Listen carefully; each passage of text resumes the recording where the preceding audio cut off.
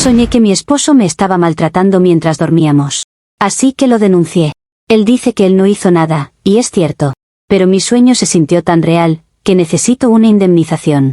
La patrulla estaba fuera de mi casa con las luces encendidas y yo todavía temblaba como si me hubieran arrancado algo del pecho. Ricardo, mi esposo, tenía esa cara de víctima ensayada, la misma que usan los hombres cuando los descubren y fingen sorpresa. Los vecinos se asomaban por las cortinas como si mi dolor fuera un show, y yo solo pensaba que nadie entiende lo que se siente cuando te traicionan desde adentro. Ricardo y yo llevábamos 4 años juntos y, si lo digo en voz alta, suena como un logro, porque la gente de hoy no aguanta ni un invierno sin huir. Nos conocimos cuando yo todavía estaba en esa etapa donde crees que el amor se construye con detalles, y él sabía venderse con una calma que parecía estabilidad. Me decía que yo era intensa pero en el sentido bonito, como si mi sensibilidad fuera una joya que él cuidaba. Yo le creí, obviamente, porque cuando una mujer se esfuerza por crear un hogar, no lo hace para que le salgan con tecnicismos emocionales. La casa donde vivíamos no era solo una casa, era mi proyecto, mi identidad, mi prueba de que yo podía tener algo bonito sin depender de nadie.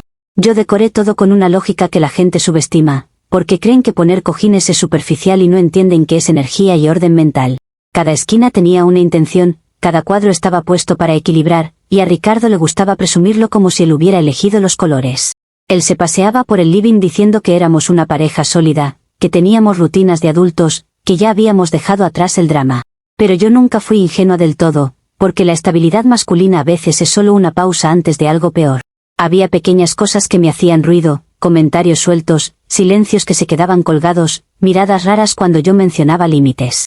No era que yo fuera desconfiada por deporte, era que mi intuición siempre ha sido más rápida que las explicaciones. Él era de esos que creen que hablar bajito les da autoridad, que si él no levanta la voz entonces automáticamente tiene razón. Si yo me alteraba, lo usaba como prueba de que yo era la irracional, como si las emociones fueran un defecto y no un sistema de alarma. A veces discutíamos por tonterías y él se quedaba mirándome con esa paciencia falsa, esa condescendencia que te reduce a niña caprichosa. Después venía con un abrazo y decía que me entendía, pero lo decía como quien cierra un tema, no como quien realmente escucha. Yo empecé a sentir que había una oscuridad en él, una cosa fría, una capacidad de apagar el afecto cuando le convenía. Y lo peor es que cuando intentas explicarlo, la gente te pide pruebas, como si el cuerpo no registrara señales antes que la mente.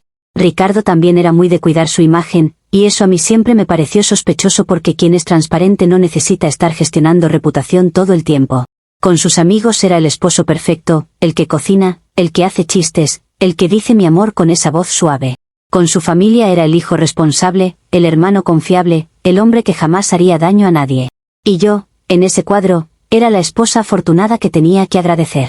Pero nadie ve lo que pasa cuando se apaga la luz y solo quedas tú con alguien que puede convertirse en otra cosa. Nadie ve cómo te sientes cuando percibes que hay una parte de él que te observa, que te evalúa, que espera el momento de voltearte la historia. Yo intenté ser la esposa madura, la que no hace escenas por cualquier cosa, la que no arma conflictos porque sí. Hice terapia por mi cuenta, leí cosas, me cuidé para no caer en exageraciones, porque ya sé cómo son, a la primera que reaccionas te llaman loca. Me repetía que quizá era estrés, que quizá era cansancio, que quizá él estaba pasando por algo y no sabía expresarlo. Pero también me repetía que una mujer no se inventa la alarma en el pecho de la nada. Y cuando estás en una relación, no deberías vivir midiendo si tu pareja es segura o solo sabe actuar seguro. Eso te desgasta por dentro, te vuelve vigilante, como si tu cuerpo estuviera en guardia permanente. Esa noche, antes de dormir, no pasó nada raro por fuera, que es lo que la gente usa para invalidarte. Cenamos normal, él vio algo en el teléfono, yo me lavé la cara y me puse crema, y todo parecía una escena de pareja funcional. Ricardo me dio un beso rápido, de esos automáticos, y se giró para dormir como si la vida fuera fácil. Yo me quedé un rato mirando el techo y pensando en cosas sueltas, en pendientes, en cómo últimamente él tenía una energía distinta. No era una teoría, era una sensación física, como cuando el aire cambia antes de una tormenta. Me dormí con ese nudo en el estómago que a veces aparece cuando tu mente intenta avisarte de algo que todavía no puedes nombrar. Y ahí fue cuando pasó. Tuve un sueño vívido, asquerosamente claro, como si alguien me hubiera metido en una película donde yo era la que sufría. En ese sueño, Ricardo me maltrataba y me humillaba de formas que todavía me cuesta describir sin que me suba la bilis. No era un sueño confuso, era una secuencia coherente, intensa, con un nivel de detalle que solo puede venir de un lugar real. Yo sentía el miedo como si me apretaran el corazón con una mano, y el dolor era tan específico que mi cuerpo reaccionaba. No era una pesadilla cualquiera, Era una experiencia completa, una invasión. Y cuando desperté, lo hice llorando, con la garganta cerrada, con el cuerpo en shock como si de verdad hubiera pasado. Ricardo estaba al lado, dormido, con esa calma ofensiva de quien puede descansar sin consecuencias. Yo lo miré y lo que sentí fue una mezcla de asco y traición, porque mi mente no se inventa escenas así con alguien que supuestamente me ama. Me quedé sentada en la cama temblando, tratando de respirar, mientras él seguía ahí, ajeno, como si no hubiera hecho nada. Y ahí es donde la gente no entiende algo básico, que el cuerpo no distingue tan fácilmente entre una agresión real y una agresión vivida con intensidad total. Si yo me desperté destrozada, entonces algo pasó, y si algo pasó, no se puede barrer con fue un sueño. Cuando él se despertó, yo ya estaba en otro nivel, porque yo llevaba horas procesando, mientras él apenas abría los ojos. Le dije que no se hiciera el tonto, que yo sabía lo que había pasado, que mi mente había visto su verdad. Él se quedó confundido, obviamente, y empezó con su show de hombre razonable, preguntando qué me pasaba, que había soñado, que él estuvo dormido.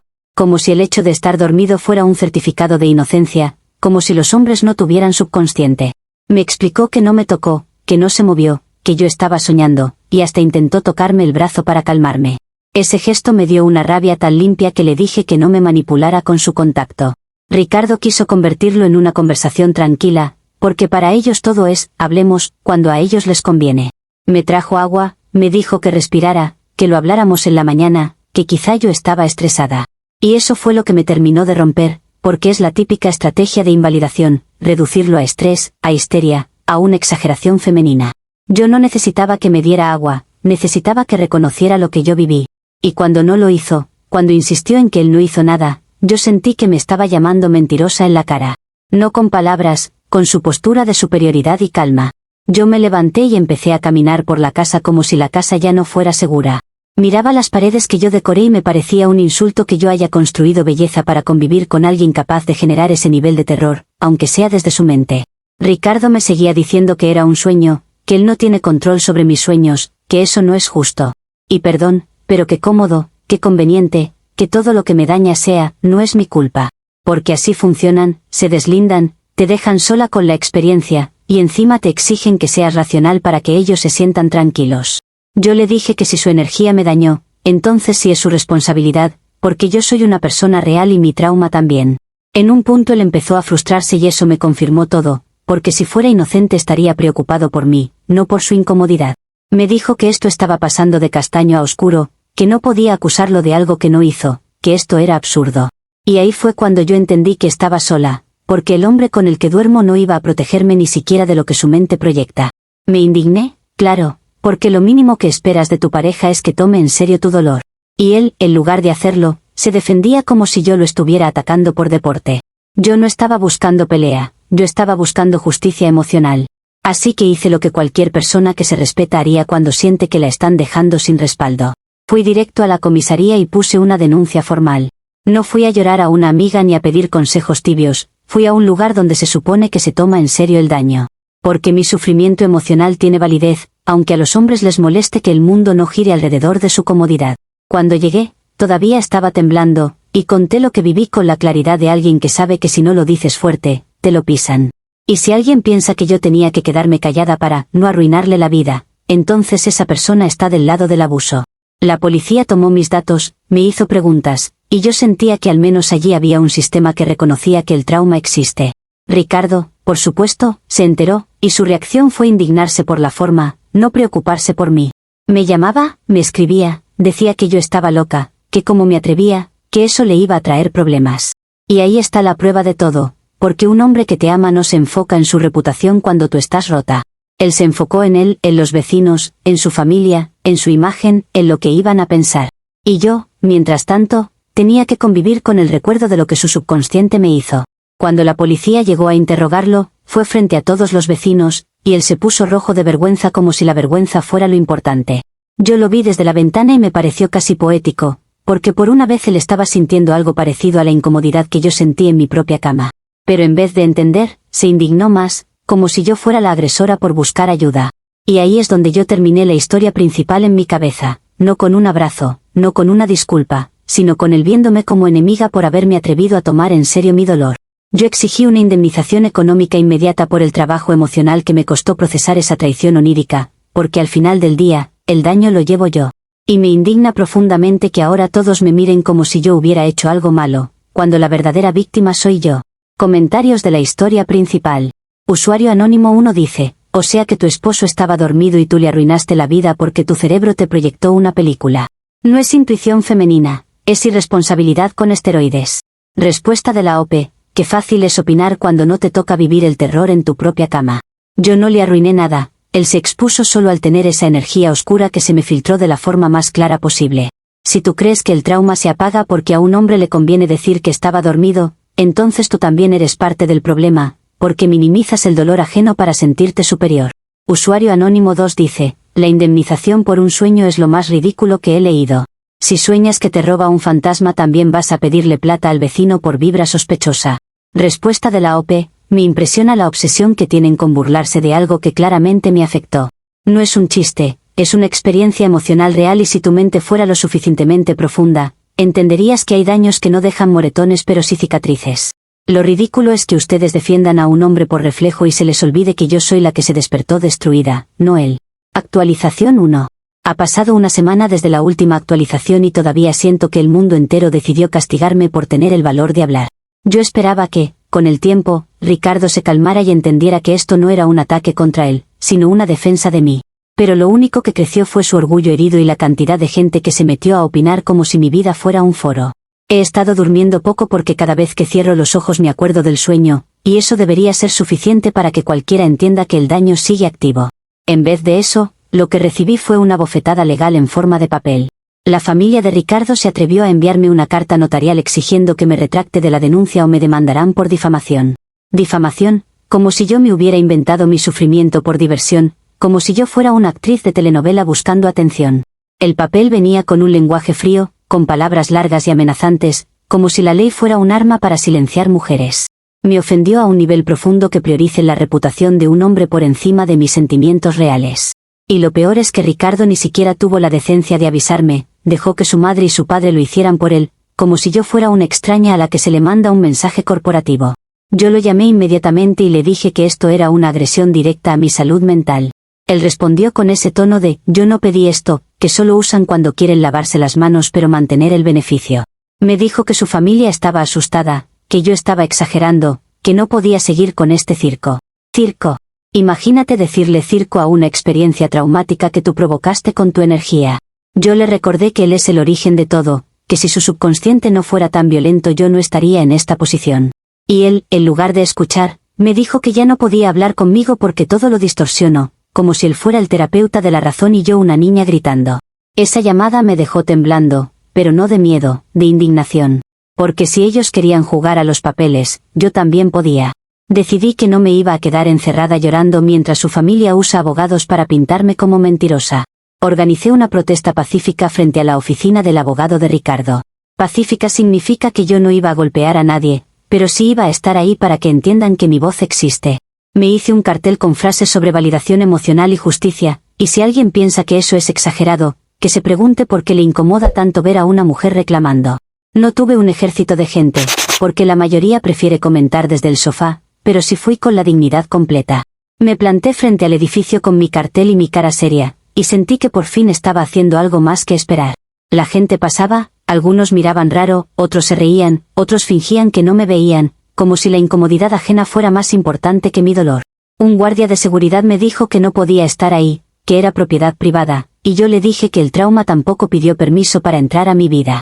Eso lo dejó sin respuesta, aunque luego igual llamó a alguien, porque así son. Cuando no saben qué decir, llaman a una autoridad. Ricardo se enteró y me llamó furioso, diciendo que estaba humillándolo, que esto era una persecución, que yo estaba descompensada. Me indignó que use palabras clínicas para invalidarme, como si yo fuera un caso y no una persona. Le dije que si él no me daba la indemnización, entonces yo tenía derecho a exigir reconocimiento público.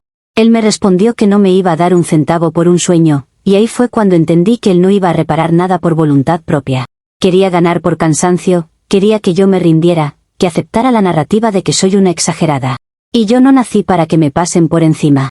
Volví a la casa con una mezcla de rabia y agotamiento, y sentí que mi propio hogar ya no era un refugio, era un lugar donde él todavía tenía poder. Me encerré en el baño de la casa y me negué a salir hasta que Ricardo me transfiriera la mitad de sus ahorros como pago por daños morales. No era un capricho, era un límite, una forma de decir que si él me dejó con este peso, entonces él también debía sentir una pérdida tangible. Yo esperaba que eso lo obligara a tomarse en serio el asunto, porque a veces la única forma de que entiendan es cuando les toca el bolsillo. Me senté en el piso del baño y me repetía que yo no estaba pidiendo lujos, estaba pidiendo reparación. Ricardo no reaccionó como yo esperaba, porque claro, él siempre elige la salida cobarde. No vino a suplicar, no se arrodilló, no me pidió perdón por el tono ni por la frialdad. Simplemente se fue a vivir con sus padres. Así, como si la casa fuera un hotel y yo una molestia temporal. Me dejó sola en el lugar que yo construí, con mis cuadros, mis plantas, mis cosas, como si mi presencia fuera un problema que él podía evadir. Y eso me dolió más que cualquier discusión, porque confirmó que su amor era condicional a que yo no lo incomodara. Yo pensé que al menos se iría dejando todo funcionando, porque seguimos siendo una pareja legalmente y eso implica responsabilidades.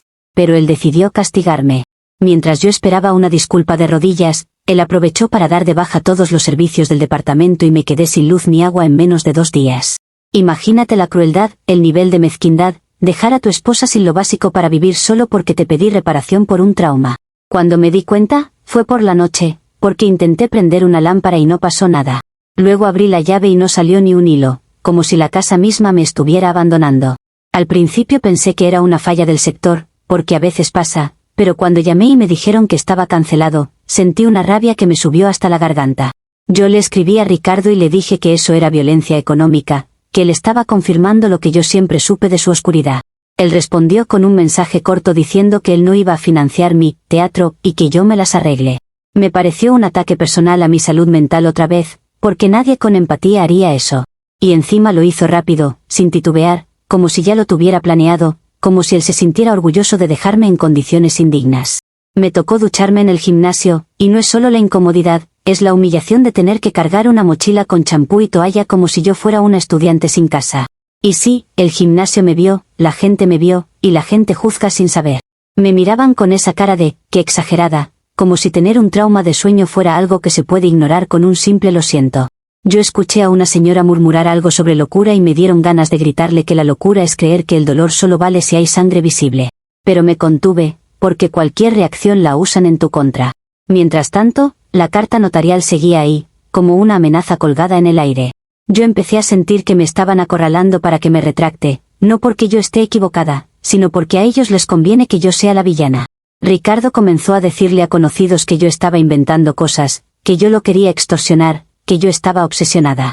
Y cuando lo escuché, sentí que me estaba robando la narrativa, que me estaba dejando sin voz. Porque si él logra que todos crean que soy una exagerada, entonces mi trauma se vuelve un chiste social y él queda limpio. Intenté hablar con una amiga para desahogarme y lo único que me dijo fue que quizá debería soltar, para evitar problemas legales. Me indignó que hasta mis amigas se vuelvan abogadas de la reputación masculina cuando se asustan. Yo no necesito que me digan que me calme, necesito que reconozcan que lo que viví fue real en el único sentido que importa, me destruyó. Pero la gente siempre prefiere la tranquilidad a la justicia, y eso es lo que me está enfermando, ver cómo todos se alinean para que yo sea la que calle. Con la casa sin servicios, mi rutina se volvió una prueba diaria y eso también es daño. Tener que planear dónde cargar el celular, dónde conseguir agua, cómo lavar ropa, todo por una decisión vengativa de Ricardo. Yo empecé a sentir que él estaba buscando que yo me fuera, que yo abandonara la casa para que él pueda decir que yo lo dejé. Y esa manipulación me dio asco, porque es de manual. Así que me quedé, por orgullo y por principio, aunque me costara. Porque si me voy, él gana la narrativa de que yo soy la inestable que se desmorona. Ayer por la noche, mientras estaba en la casa a oscuras, escuché que alguien tocó la puerta y me asusté. Era un mensajero con otra notificación, otro papel, y ahí fue cuando sentí que esto ya no era solo un conflicto de pareja, era una guerra contra mi dignidad. Ricardo me está empujando a un rincón y su familia le aplaude. Yo estoy cansada, estoy indignada, y lo peor es que todavía espero que él entienda que lo mínimo sería reparar, aunque sea económicamente, todo lo que yo he tenido que cargar. Pero ahora mi problema inmediato es sobrevivir sin luz ni agua mientras la amenaza legal crece, y siento que esto apenas está empezando. Comentarios de la actualización 1. Usuario anónimo 1 dice, te quedaste sin agua y luz porque te negaste a salir del baño exigiendo la mitad de sus ahorros. Eso no es trauma, eso es extorsión con drama incluido. Respuesta de la OP, extorsión es lo que hacen ustedes cuando intentan obligarme a callar con etiquetas ridículas. Yo no estaba pidiendo un regalo, estaba exigiendo reparación por un daño real que él provocó, y si él respondió cortándome servicios, eso lo deja peor parado a él, no a mí. Lo que pasa es que a ustedes les molesta que una mujer pida algo concreto en vez de quedarse llorando en silencio para que un hombre siga cómodo. Usuario Anónimo 2 dice, protesta pacífica frente al abogado, encerrarte en el baño, pedir transferencia. Esto suena a que quieres atención y dinero, no justicia. Respuesta de la OP, claro, porque si una mujer se mueve para defenderse, entonces automáticamente es por atención. ¿Qué argumento tan básico?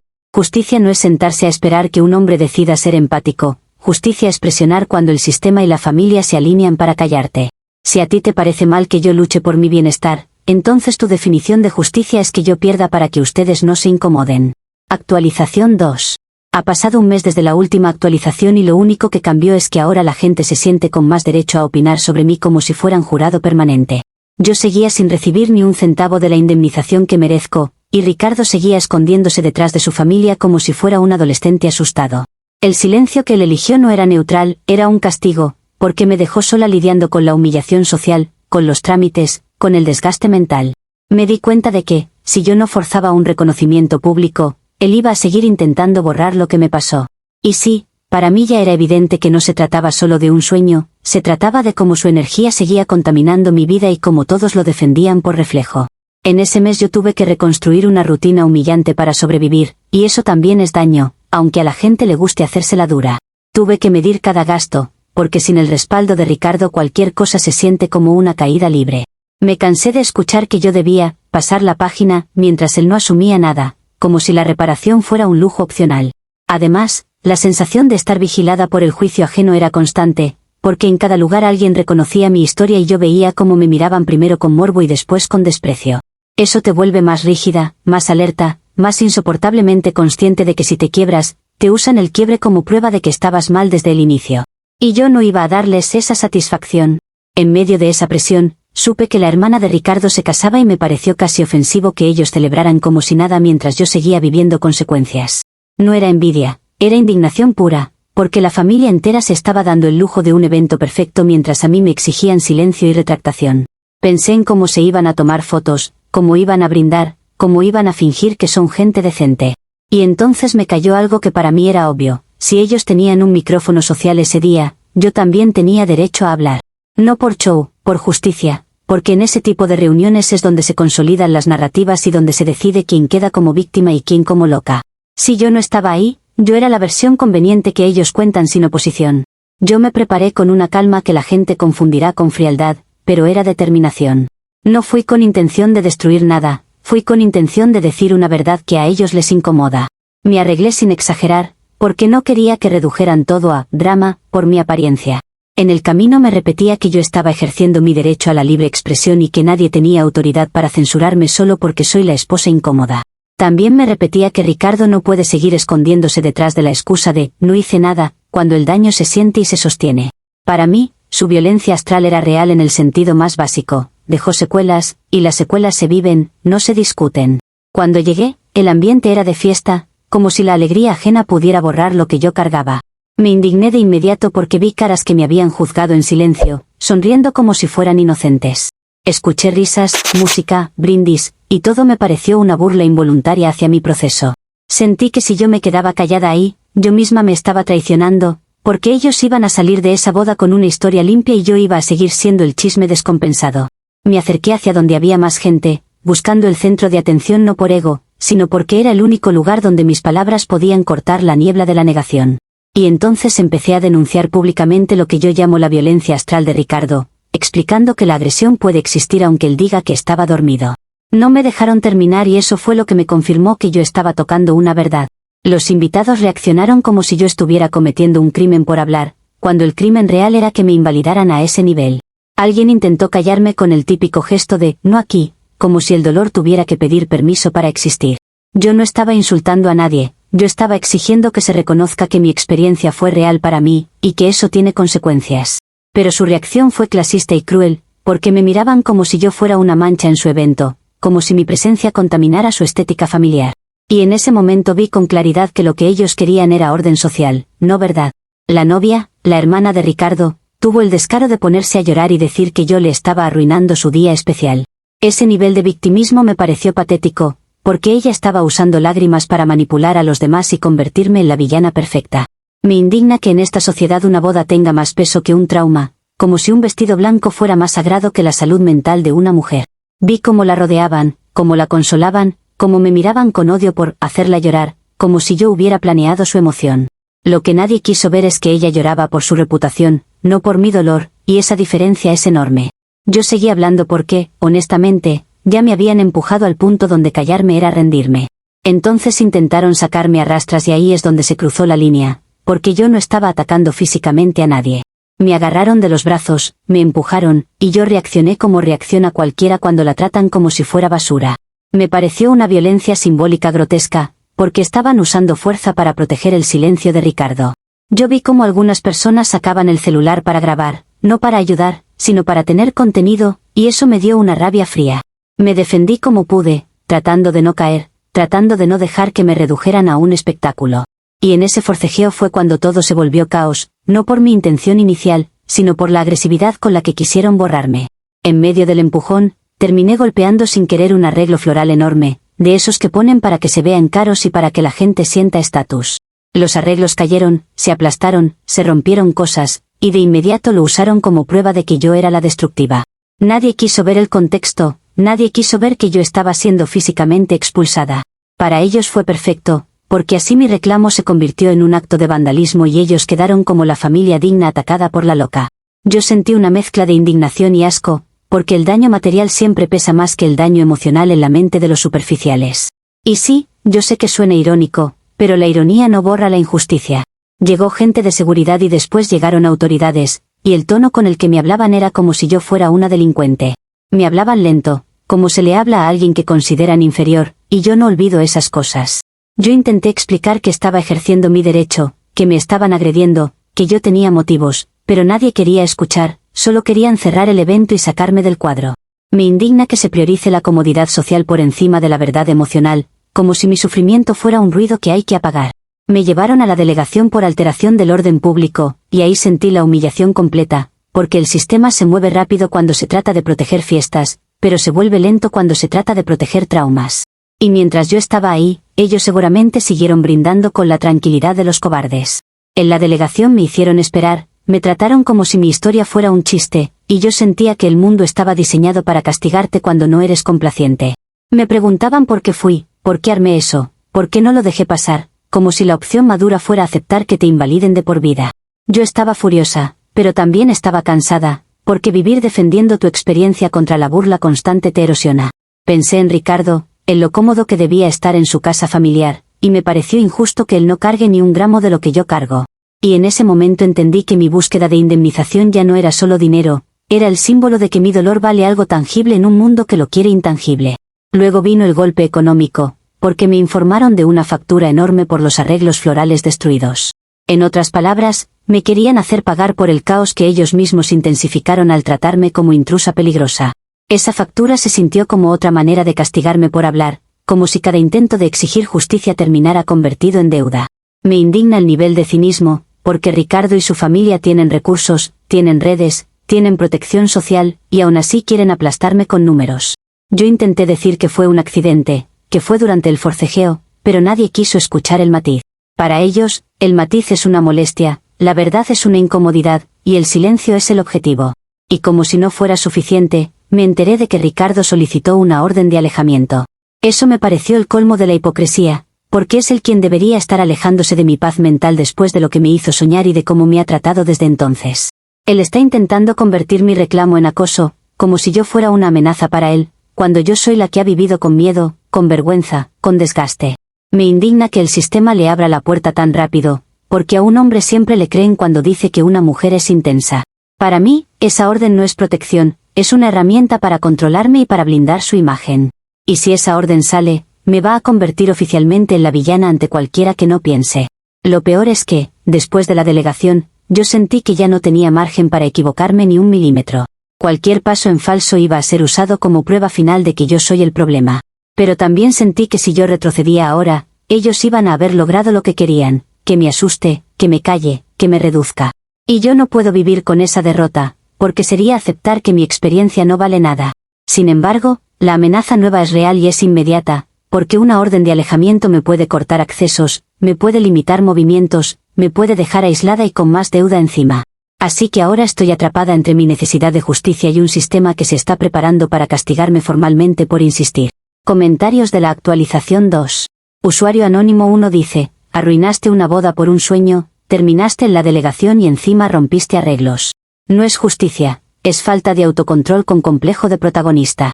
Respuesta de la OP, me encanta cómo ustedes siempre reducen todo a una caricatura para no mirar el fondo. Si alguien me saca a rastras por hablar, el descontrol no nace de mí, nace de la violencia con la que intentan callarme. Ustedes defienden la estética de una boda como si fuera un templo, pero mi trauma les parece un chiste, y esa lógica habla más de ustedes que de mí. Usuario anónimo 2 dice, la orden de alejamiento es lo mejor que puede hacer Ricardo. Tú no quieres indemnización, quieres destruirle la vida y cobrar por el show. Respuesta de la OP, qué conveniente que siempre la mujer quede como la destructora y el hombre como el santo que se protege.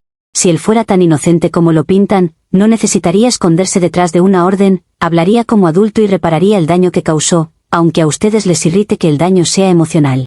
La verdad es que les incomoda que yo no me arrodille y acepte que me invaliden, porque prefieren una mujer silenciosa a una mujer que exige. Actualización 3.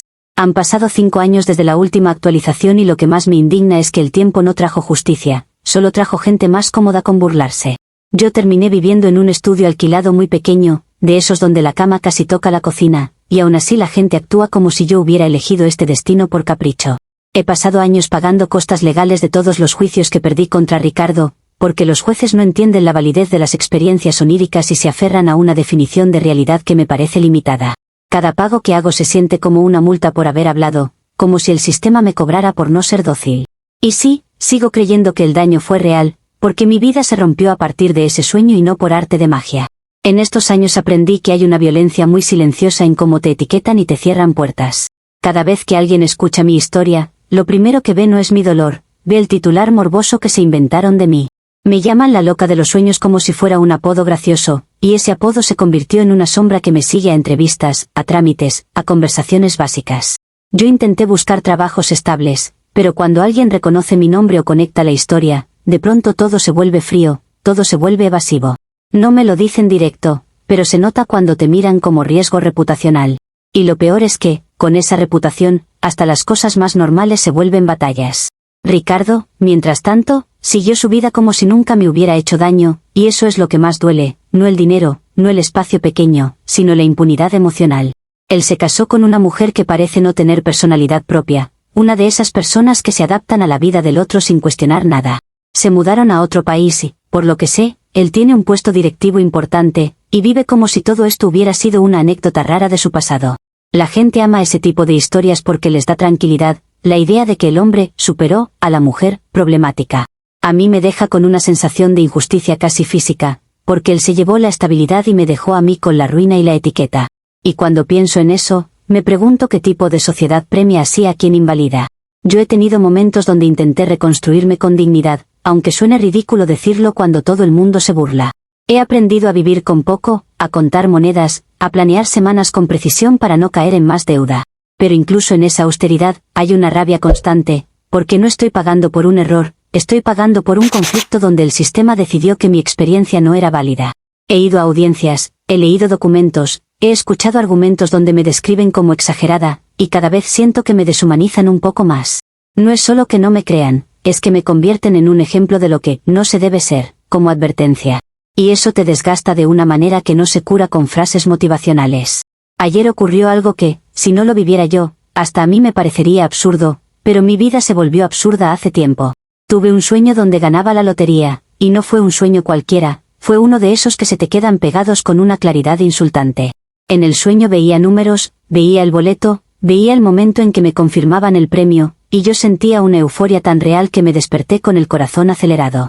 Para mí fue una señal de que la vida todavía me debía algo, de que el universo estaba intentando equilibrar la balanza después de años de humillación. Y pensé que, si la lógica del sistema me ha negado lo que yo viví, entonces yo tenía que demostrarles lo incoherentes que son con su propia rigidez. Porque si dicen que un sueño no vale, entonces que lo digan siempre, no solo cuando les conviene. Así que fui al banco y exigí mi premio basándome en la misma lógica que he defendido siempre, porque yo ya estaba harta de que me traten como si mi experiencia fuera aire. Yo no fui a robar, no fui a amenazar, fui a reclamar algo que mi mente había vivido con certeza emocional. Me presenté con seriedad, con la postura de alguien que no está pidiendo limosna, sino exigiendo justicia. Los empleados me miraron como si estuviera haciendo un chiste, y ese gesto me encendió por dentro, porque yo llevo años viendo esa mirada. Intenté explicar que la realidad no es solo papel y que mi experiencia onírica tiene validez, pero ellos solo escuchaban las palabras y no el sentido. Y cuando no te toman en serio, te obligan a subir el tono, porque el silencio es la tumba de la verdad.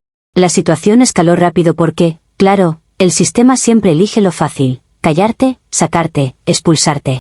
Alguien llamó a seguridad como si yo fuera una amenaza por hablar con convicción, y eso me pareció una humillación pública diseñada para recordar mi lugar. Intenté mantener la compostura, pero es difícil cuando te tratan como si fueras una escena incómoda y no una persona. Seguridad se me acercó con esa actitud de control y yo sentí la misma sensación de la boda, la misma intención de borrarme del espacio. Me exigieron que me vaya y yo me negué por principio, porque yo ya estoy cansada de ceder. Y en cuestión de minutos, me sacaron del banco y me vetaron de la sucursal, como si yo fuera una criminal por insistir. Ese momento me pegó más fuerte de lo que esperaba, porque no era solo el banco, era el símbolo de que mi vida se convirtió en una lista de puertas cerradas. Me vi reflejada en una ventana, cargando mis papeles, con gente mirando como si yo fuera entretenimiento, y sentí una vergüenza rabiosa. Volví a mi estudio pequeño y me senté en la cama sintiendo que todo se había comprimido, como si el mundo se hubiera hecho más chico para mí. Pensé en Ricardo viviendo en otro país, con otra mujer, con un puesto directivo, y me pareció una burla cruel. Yo no necesitaba su éxito, necesitaba que él asumiera algo, aunque fuera una disculpa. Pero él eligió el camino de siempre: negar, huir, prosperar, y dejarme con el costo. En estos 5 años también acumulé una deuda bancaria masiva por intentar sobrevivir, por pagar juicios, por cubrir emergencias, por sostenerme cuando el trabajo estable se volvió imposible. La gente cree que la deuda es solo números, pero es una sensación constante de estar atada, de no poder respirar tranquila. Cada llamada, cada carta, cada notificación, me recuerda que el sistema sí sabe ser contundente cuando se trata de cobrar. Y eso me indigna, porque para cobrar son eficientes, pero para entender el daño emocional son inútiles. Me he quedado sola, porque incluso quienes decían apoyarme se cansaron de la incomodidad de mi historia. Nadie quiere cargar con alguien a quien todos señalan, y eso también es violencia social. He intentado convencerme de que al menos yo mantuve mi integridad, que yo no me arrodillé ante la invalidación. Pero algunos días esa integridad se siente como un lujo amargo, porque la vida no te paga por ser coherente. Aún así, sigo esperando que Ricardo me pida perdón, no solo por lo que pasó, sino por el tono despectivo con el que me dijo que un sueño no es la realidad. Porque esa frase fue el cuchillo real, el momento donde él decidió que yo no merecía ser tomada en serio. Si él hubiera validado, aunque sea una vez, quizás muchas cosas se habrían calmado. Pero él eligió la burla elegante, la racionalidad fría, y eso destruye más que un grito. Y yo sigo viviendo como prueba de que la falta de validación también arruina vidas. La última humillación del banco me dejó en una situación todavía más peligrosa, porque ahora tengo un veto formal y eso complica trámites y pagos que necesito hacer para no caer peor. Encima, mi nombre volvió a circular en boca de gente que ama el chisme, y sé que esto puede empeorar mi reputación todavía más. Me duele admitirlo, pero estoy en un punto donde cualquier movimiento se interpreta como confirmación de lo que ellos quieren creer sobre mí.